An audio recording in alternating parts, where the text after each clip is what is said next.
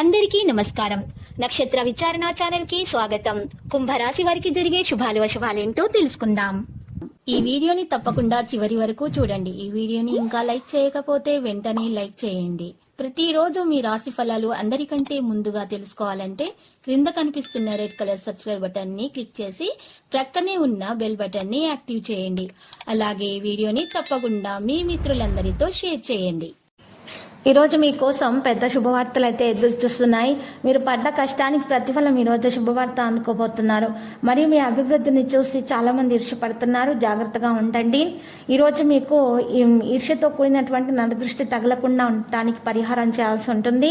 ఈరోజు రావి చెట్టుకు పాలు కలిపినటువంటి నీరు సమర్పించి పూజ చేయటం ద్వారా దోషాలు పరిహారం అవుతాయి. అంత అనుకూలంగా ఉంటుంది. మంచి లాభాలు కూడా వస్తాయి. మనసు సంతోషంగా ఉంటుంది. ఉద్యోగం చేసే వ్యక్తుల స్థానం కీర్తి కూడా పెరుగుతుంది. కొన్ని ముఖ్యమైన చర్చల్లో పాల్గొనే అవకాశం మీకు లభిస్తుంది. విద్యార్థులు చదువుపై పూర్తి శ్రద్ధ వహించాలి. ఇతరుల పనుల్లో తలదూర్చకూడదు. ఇక లేకుంటే సమస్యలు తలెత్తే అవకాశం ఉంది. మీరు తొందరపాటు పనులకు దూరంగా ఉండాల్సిన అవసరం చాలా ఉంది.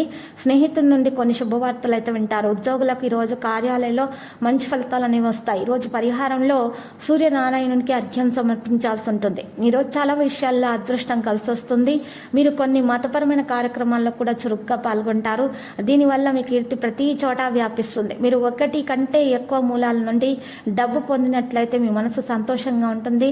పెద్ద లక్ష్యం కోసం చిన్న లక్ష్యాన్ని ఈరోజు జారనివ్వకూడదు. భాగస్వామ్యంతో ఎత్తన పనిచేయడం ద్వారా ఈరోజు మంచి లాభాలు పొందుతారు.